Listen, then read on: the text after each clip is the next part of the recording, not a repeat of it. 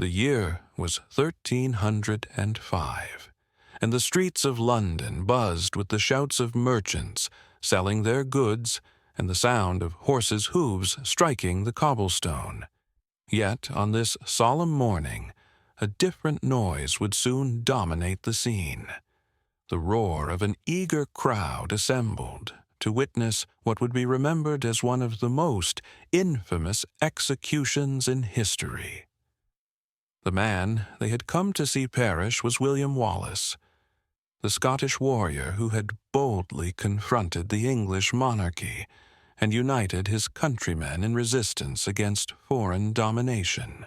What unfolded on that fateful day was far beyond a simple execution. It was an elaborate spectacle of cruelty, meticulously planned to crush both a man and the powerful symbol he embodied. The way Wallace's last moments have been portrayed in popular culture, shaped by films and romantic stories, often presents them as somewhat dignified, a swift death befitting a valiant hero. However, the truth was much darker and far more horrifying. King Edward I, known as Longshanks, engineered Wallace's punishment not only as payback, but as a terrifying message to be remembered across the ages. This death was intended to be extraordinarily gruesome, performed openly, and intensely documented, so that it would stand as a warning to anyone who might think of opposing English rule. The method selected was hanging, drawing, and quartering, a sentence reserved for those branded traitors and regarded as the ultimate expression of judicial savagery in medieval England. This ordeal was never just about ending a man's life. It was about the thorough annihilation of his humanity and dignity, the complete destruction of hope, and the creation of a terrifying event that would linger in Scotland's collective memory for many generations. Today, we remove the myths and take a close look at the harsh truth of William Wallace's last moments. To fully comprehend the appalling nature of Wallace's execution, we first need to understand the environment that shaped it.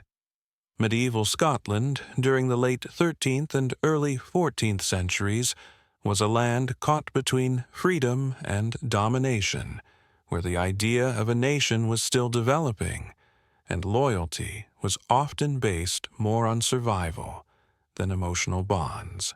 The Scottish Wars of Independence began after a succession dispute, and Edward I saw a chance to bring Scotland under direct English rule, treating the Northern Kingdom as a rebellious territory instead of an independent state.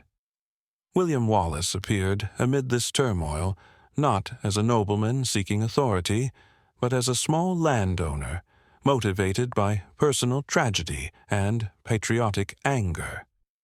His family had suffered under English occupation, and when he took up arms at the Battle of Stirling Bridge in 1297, he did so with the rage of a man who had lost everything and the hope of someone who envisioned a free Scotland. His victory there was more than just strategic. It was a powerful symbol demonstrating that English heavy cavalry were not invincible and that Scottish freedom was achievable.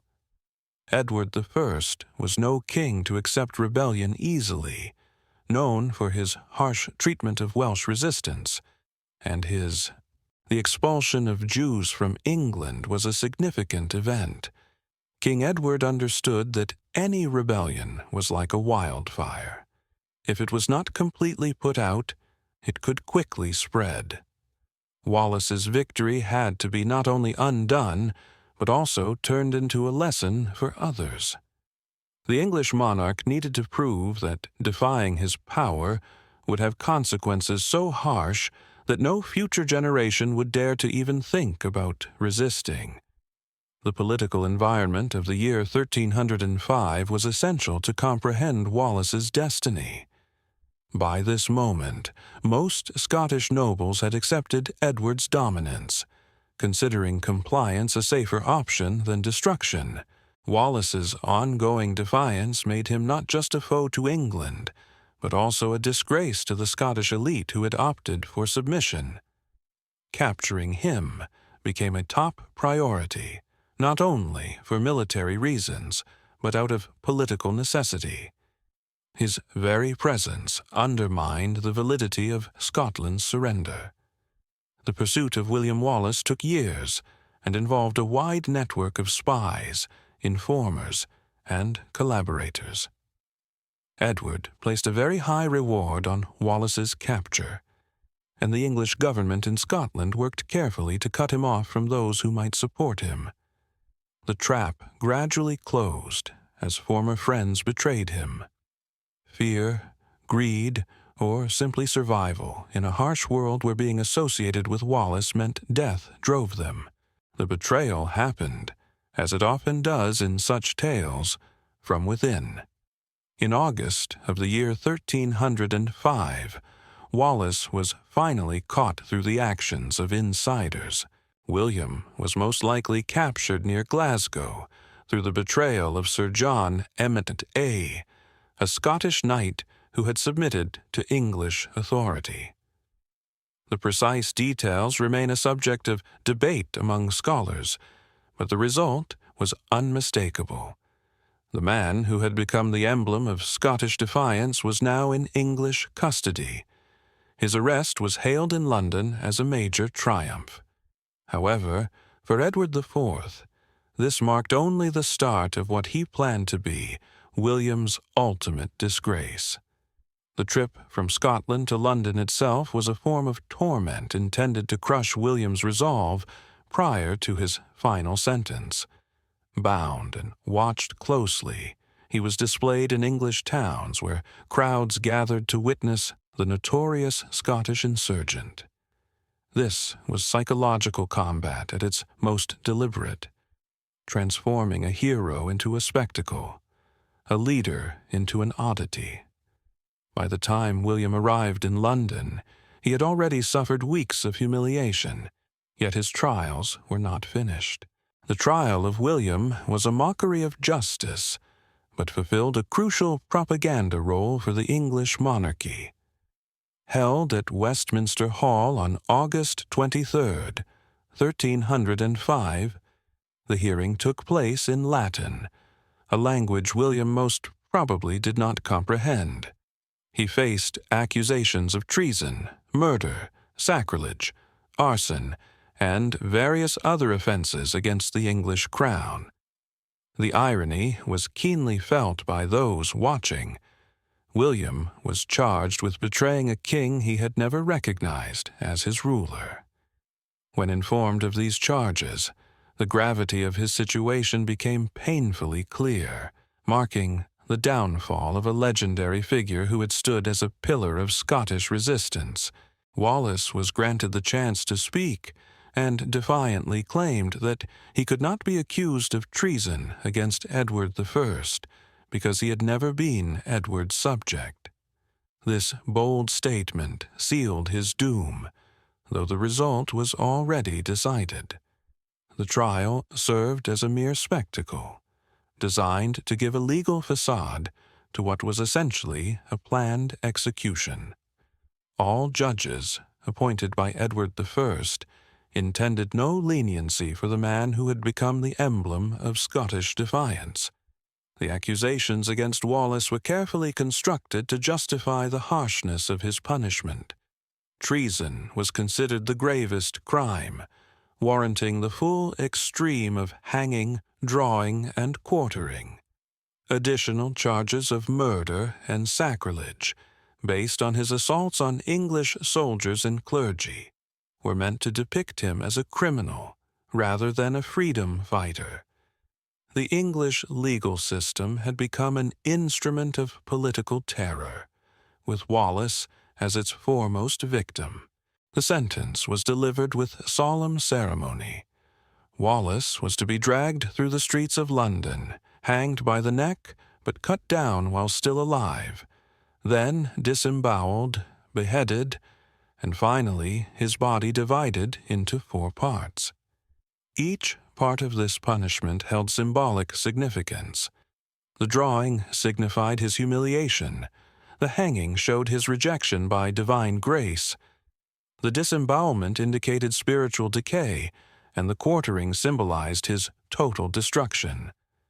This act was far more than execution. The morning of August 23rd, 1305, broke clear and warm over London. The city had spent several days preparing for this event, with scaffolding set up and crowds arriving from all parts of England to see the death of the Scottish insurgent. The officials had turned Wallace's execution into a public celebration, including vendors offering food and drink to the gathered audience. This event was not only about delivering justice, but also served as a form of entertainment, a stark display of the English crown's authority, and a warning of the consequences awaiting those who dared oppose it. Wallace was first stripped and secured to a hurdle, a wooden frame designed to be dragged through the streets of London. The route was meticulously chosen to maximize both his humiliation and the spectacle for onlookers. Starting from the Tower of London, where he had been imprisoned, the procession moved through the busiest parts of the city to ensure that as many people as possible could witness his disgrace. The cobblestones tore into his flesh as horses pulled him along, leaving a bloody path behind. The crowds gathered along the streets included curious onlookers, English loyalists, and individuals who took grim pleasure in the suffering of others. Medieval executions were communal gatherings that combined entertainment and a clear demonstration of royal dominance. The spectators jeered and hurled refuse at Wallace as he was paraded. The crowd's hostility was encouraged by the authorities, who aimed to make his final moments as humiliating and impactful as possible. The punishment was designed to be as degrading as possible, since it represented a form of state-backed cruelty on a vast scale. The procession advanced slowly, providing ample opportunity for crowds to assemble and for Wallace's agony to be drawn out. Accounts from that time describe him as remaining aware throughout the entire ordeal, his gaze fixed on some remote point, as if perceiving something beyond the immediate terror of his predicament. Whether this reflected defiance, acceptance, or mere shock is uncertain, but observers remarked that he never cried out or pleaded for mercy, a detail that would later become a crucial aspect of his legend. At Smithfield, the traditional site of executions in London, a platform had been constructed specifically for Wallace's demise. The crowd gathered there was even larger and more lively than along the route, with vendors hawking pies and ale to those who had secured the best viewing spots hours in advance. The carnival-like mood was intentional. English officials aimed for Wallace's death to be remembered not as a symbol of martyrdom, but as a showcase of English justice and authority. The executioner, a seasoned professional likely having performed numerous executions, commenced his task with practiced precision. Wallace was first hanged by the neck, but the noose was placed so as to cause strangulation rather than a swift death through a broken neck. The audience witnessed his desperate struggle for air, his face turning violet and his body convulsing in the grim and universal contest of death by suffocation. However, just as consciousness began to fade, as his strength gradually waned, he was struck down while still alive, fully aware of what was unfolding around him. What came next was the most gruesome part of the entire ordeal. While Wallace remained conscious, the executioner began the cruel act of removing his internal organs. Using a sharp blade, he sliced open the abdomen and started pulling out the intestines one after another.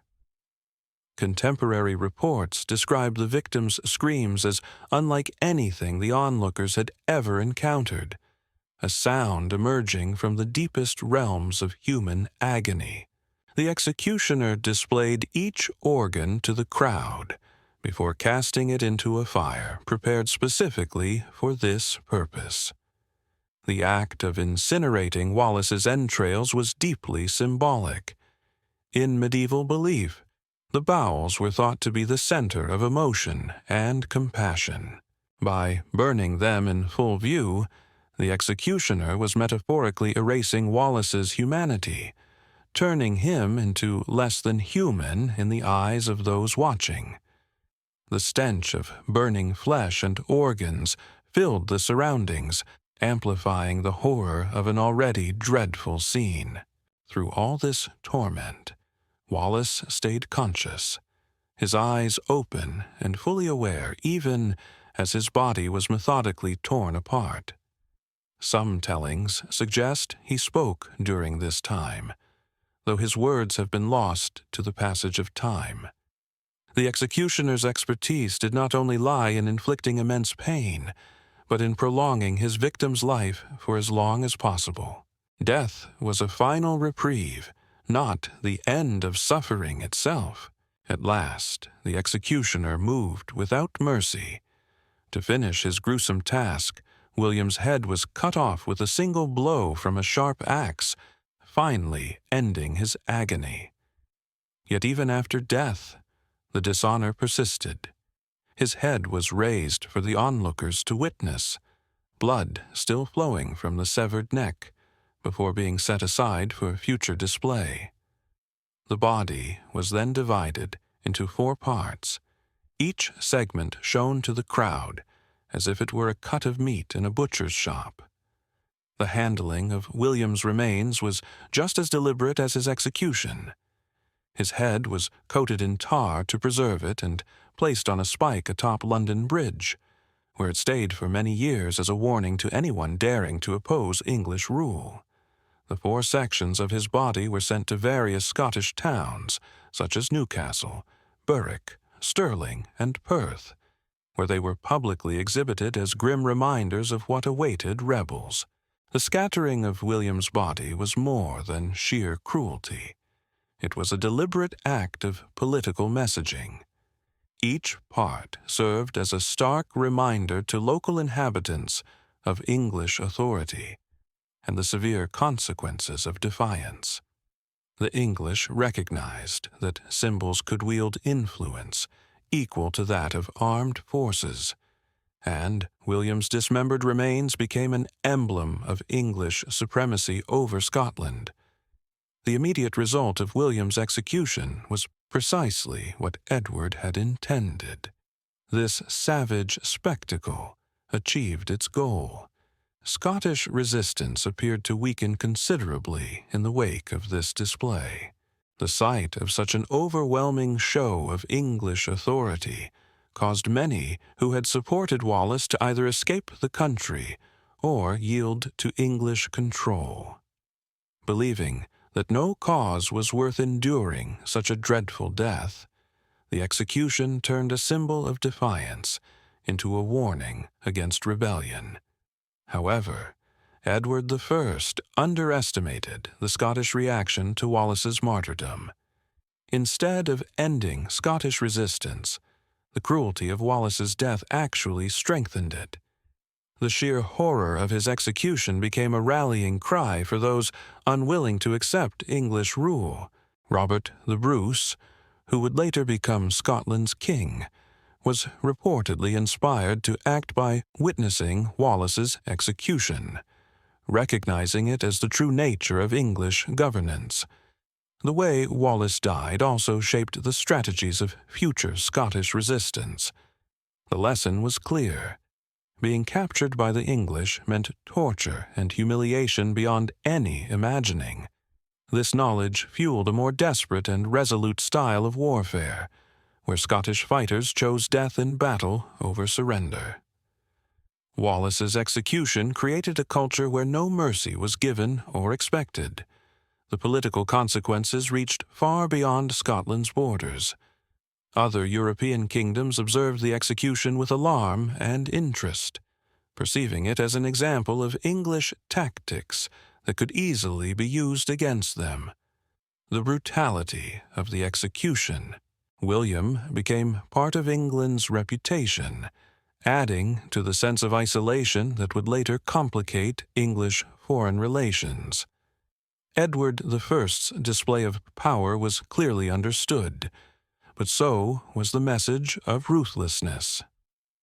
Records about Wallace's execution come from various contemporary sources, offering a highly detailed account of the event.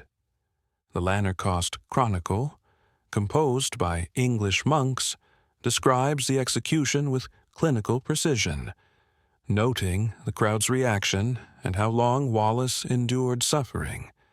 Although these sources show an English bias, they deliver valuable insight into medieval views on justice and punishment. Scottish sources, although less numerous, present a contrasting view of the execution.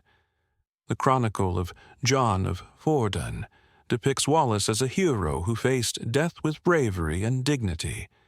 It highlights his refusal to plead for mercy or abandon his cause. These stories, perhaps somewhat idealized, reflect the profound effect of Wallace's death on Scottish national identity, transforming what was a military defeat into a moral triumph. Legal records from Wallace's trial and execution likely offer the most impartial version of the events. Preserved in the English National Archives, these documents demonstrate the meticulous preparation behind both the trial and the execution, detailing everything from the accusations against Wallace to how his remains were handled. The English authorities appeared to grasp the historical importance of their actions. Eyewitness testimonies from both English and Scottish onlookers add rich details regarding the execution. Some accounts depict the audience's savage eagerness, while others emphasize the remarkable composure with which William faced his fate. These diverse viewpoints reveal the event's intricacy and its varying significance across different groups. The impact of William Wallace's death goes far beyond the immediate political repercussions. Over the following centuries, his tale evolved into a key legend within Scottish nationalism, motivating countless Scots to oppose foreign rule. The sheer cruelty of his execution transformed him from a failed insurgent into a martyr, and emblem of defiance, whose influence grew stronger after death than during life. This event also shaped the evolution of international law and ideas about human rights, as later legal thinkers cited Wallace's harsh treatment as an example of judicial inhumanity, violating core human dignity values. The belief that even state adversaries deserve basic humane treatment began to take root partly in response to such extreme measures. Wallace's cultural legacy is evident in the art, literature, and music inspired by his story over the centuries.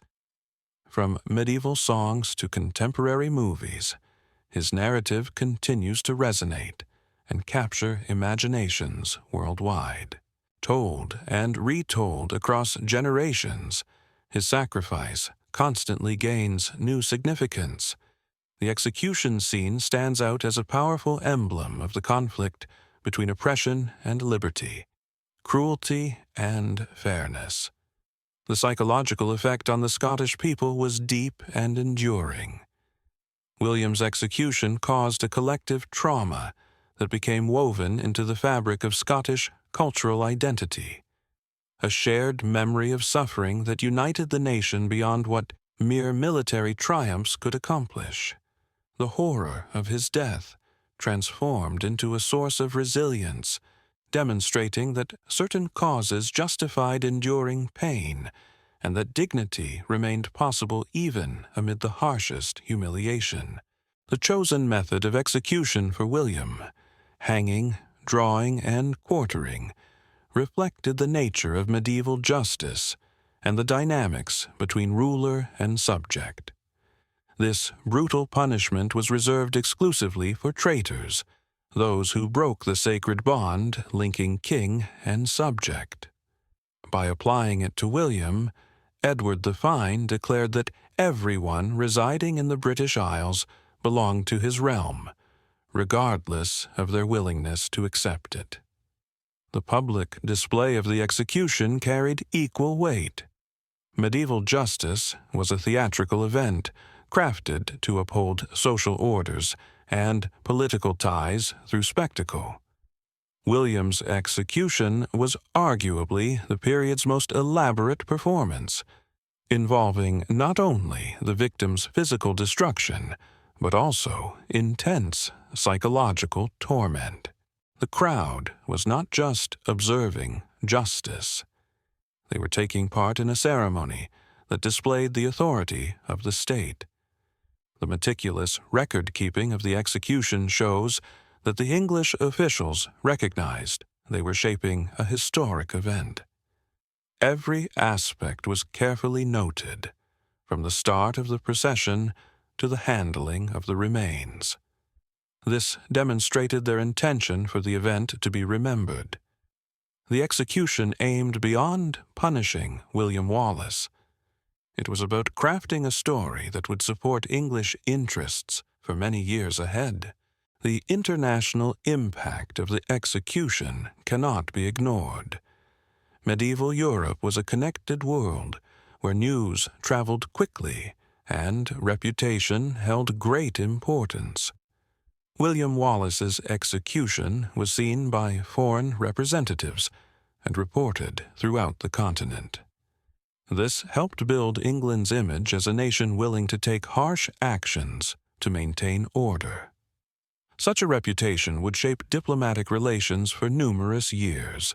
Reflecting on the brutality of William Wallace's execution forces us to face difficult realities about humanity and the use of power. The spectators were not monsters, but ordinary individuals who had been influenced to accept and even take pleasure in the systematic destruction of another person. Their eagerness to witness the event exposes the potential for cruelty that can exist within a civilized society when such acts receive official endorsement. Authorizing the execution also reveals how rapidly what is extraordinary can become ordinary. The executioner who tore apart Wallace was an expert, skilled in the technique of extending agony. The officials who arranged the event were civil servants, following formal protocols for handling traitors. The normalization of intense brutality is possibly more unsettling than the cruelty itself, implying that civilization is always more delicate than we might assume. The change of Wallace from rebel to martyr highlights the unpredictable power of political symbolism. Edward IV meant the execution to show the uselessness of defiance, yet it ended up creating a strong emblem of the honor found in sacrifice for one's beliefs. The very extremity of the execution helped undermine its role as a warning. The terror was so absolute that it became elevated, surpassing its original intention to represent something greater. The lasting interest in Wallace's tale reflects our desire for heroes who represent our highest values, especially when faced with the utmost suffering.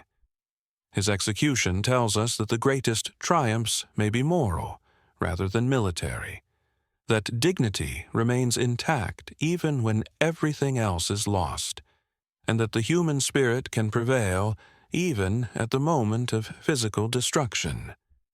The account of William Wallace's execution ultimately unveils the cost of standing firm, freedom, and the price of standing by one's beliefs in our comfortable contemporary world is often overlooked. It is easy to forget that the rights we now enjoy were won through the sacrifice and pain endured by those who lived before us. William's tragic death reminds us clearly that liberty is never without cost, and those who benefit from it bear the duty to respect the sacrifices made by the fallen. As we confront our own battles to preserve freedom and human rights, William's experience keeps its significance alive. Though the tactics may have evolved, the core conflict between tyranny and freedom persists. His execution serves as a powerful reminder that some values justify great hardship and causes exist that demand the ultimate sacrifice. The decision between liberty and safety is a dilemma each generation faces uniquely.